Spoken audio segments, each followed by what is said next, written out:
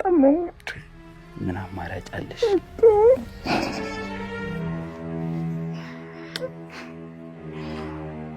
አፍቅራለሁ። እኔም በጣም ፎቶ ማሰራለታለሁ። የቱን ነው ምንድነው? ቆይ ማሬ ነው ትዝታው።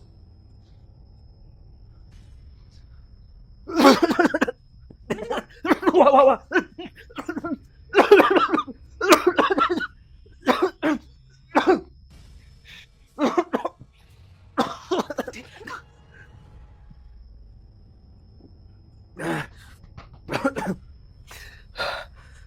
ምንድነው? ምን ሆነ ነው? ቆይ ለምን ተነሳ?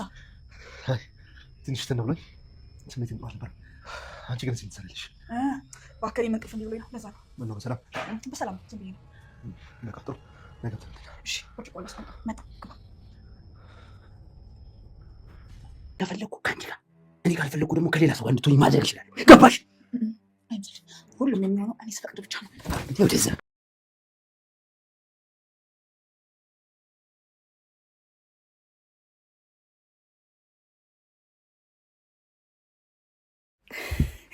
በስተመጨረሻም አድናን አይኑ ጉዳይ አይቷል ማለት ነው። ወይኔ ጉዴ! ዛሬ ሪከርድ ሳደርግ ማለት ነው ሳቄ እያመለጠኝ ልንገራችሁማ። ቤተሰብ እንዴት ናችሁ? ደህና ናችሁ? እስኪ ላይክ በማድረግ ቪዲዮን ጀምሩት። ዛሬም በሉሃና ድራማ በክፍል 11 መተናል ማለት ነው። እንግዲህ እንደሚታወቀውና ያው እንዳያችሁት ማለት ነው አድናን በህይወቱ ላይ ድራማ እየተሰራበት ነበረ። ዛሬ ግን እጅ ከፍንጃ ይዟቸዋል ማለት ነው። ሉሃናን ሳያምን ቆይቶ በስተመጨረሻም እንግዲህ በወንድሙ ላይና በሚስቱ ላይ ያለውን ሚስጥርም አንድ ባንድ እያወቀው መጥቷል ማለት ነው። እና በጣም የሚያናድደው ነገር ግን እስካሁን ድረስ ይህ ሁሉ ድራማ ሲሰራበት አለመንቃቱ ነበር። ነገር ግን አሁን ላይ ነቃ ነቃ ብሏል። ሉሃናም የእህቷ አድራሻና እንዲሁም ያገኘችው የጆሮ ጌጥ በጣም እያሳሰባትም ይገኛል። በዚህም ከሮቤል ያገኘችው የጆሮ ጌጥና ጫማ ምን ሊሆን ይችላል በማለትም እያፋጠጠችውም ነበረ ሮቤልን በባለፈው ክፍል። ነገር ግን ዛሬ እነግርሻለሁኝ በማለትም እንግዲህ ጠጋ ጠጋ እያለች ባለችበት ሰዓትም ሮቤልም ንገሪያት ችግር የለውም በማለትም በሳይንም ቢሆን አስፈራርቷት ወደ ክፍሉ ነበር የሄደው። እናም አሁን ላይ ሚራ ለሉሃና ያለውን ነገር በሙሉ ዝርግፍግፍ አድርጋ ልትናገር ብታስብም እንኳን እንግዲህ በህሊናዋ ጥያቄ ፈጥሮባታል። የሮቤልን ጉድ አንድ ባንድ ብናገር ኑሮ ደግሞ ያው ሮቤል ደግሞ እኔን አንቆ ነው የሚደፋይ በማለትም እኔ በጭራሽ ምንም ማውቀው ነገር የለም በማለትም አሁንም ከፊቷ ላይ ምንም ላትናገር ዘግታለች ማለት ነው። ነገር ሉሃና ከትግስቷ በላይም ስለሆነች አንቃት የእህቴን ጉዳይ የት ነው ያደረሳችሁት? እህቴ የት አለች? የት ነው የጣላችኋት? በማለትም አንድ ባንድ የምታወቂውንና እንዲሁም የተፈጠረውን ንገሪ ብትላትም እንኳን እሷ ግን ጭራሽ አልነግርሽም በማለት ነው እንግዲህ ያፋጠጠቻት ማለት ነው። ነገር ግን አሁን ላይ ሚራን በጣም ፈርታለች። ምክንያቱም ሚስጥሩንም እንዳታወጣ ሮቤል እንደሚያስፈራራትም ታውቃለች። እንዲሁም ህይወቷም ዝም እንዳትልም እንግዲህ በጣም ከባድ ሁኔታ ላይ እንደሆነችም ያስታውቃል። በሌላ በኩል ደግሞ ባልየው አድናን ማለት ነው የነፍሰ ጡር ምርመራውንም ወረቀት አምጪ በማለትም አፋጧትም ስለነበረ እሷም አመጣዋለሁ በማለት እንግዲህ ሄዳ ነበረ የሮቤልን ጉድ ለመዘርዘር። ነገር ግን ያለችበት ሁኔታ አሁን ላይም ከሉሃና ጋር ሰጣ ገባ ገብታ ነበረ። ሉሃናም እንደማትለቃት አስረግጣ እየነገረቻት ነው።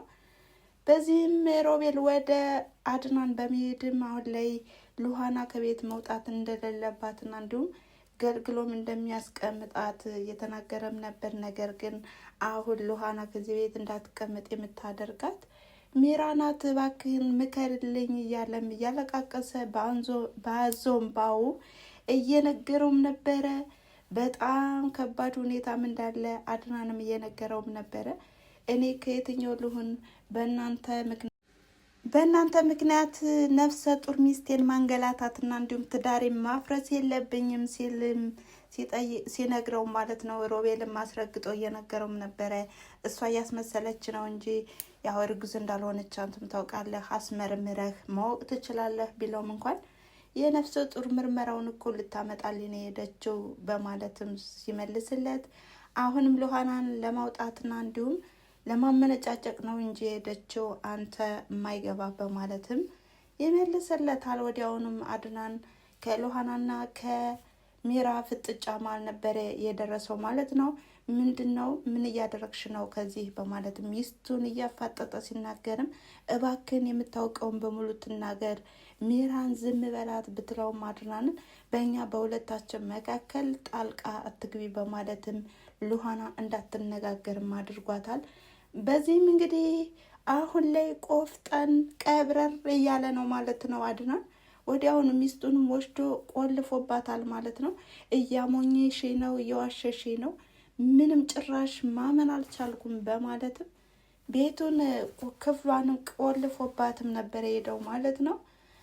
ታዲያ አሁን ላይም ሉሃና ሮቤልንም እያፋጠጠችው ነው። ያገኘችውን የጆሮ ጌጥም እያሳየችውም ነበረ። ይሄ ጆሮ ጌጥ የተገኘው ከአንተ ክፍል ነው፣ እንዴትና በምን ሁኔታ ሊገኝ ቻለ ብትለውም እሱም እንግዲህ 10 እየረገጠ 10 እየቀባጠረ አዎ አውቃለሁ፣ ግን እሷ ያለችበትን ሁኔታ የምታውቅ ሚራናት በማለትም እየተናገረንም ነበረ ማለት ነው። ነገር ግን አሁን ላይ ሚራና ሮቤል ስለተካካዱ ማለት ነው እሷ ናት እሱ ነው እየተባባሉ በመካከል ሉሃናን ግራ እያጋቧት ነው።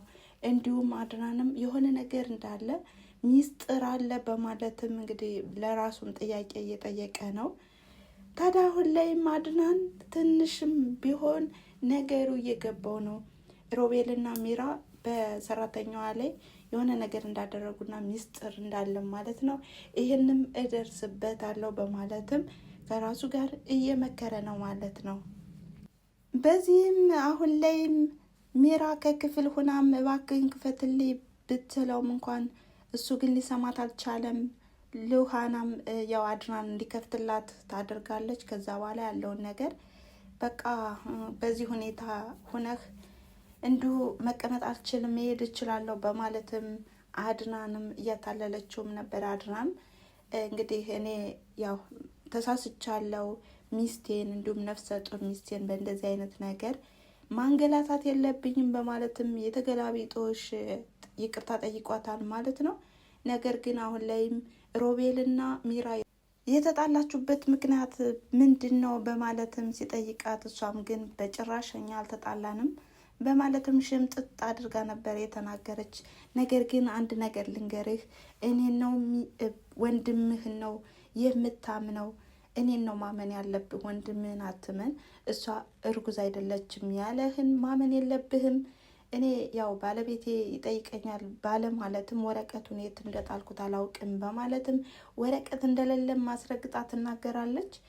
ነገር ግን አሁን ላይም የሰራተኛዋን አድራሻና እንዲሁም ሰራተኛ ያለችበትን ሁኔታ ለማወቅም ሉሃና እየደከመች ነው ብቻዋን። ስለዚህ ምን ማድረግ እንዳለብኝ አላውቅም በማለትም ወደ ፖሊስ ጣቢያ ሄዶም እንደሚናገር እየነገራትም ነበረ። በዚህም በጣም በመደንገጥ ይሄማ ሊሆን አይችልም በማለትም ነበረ የመለሰችለት።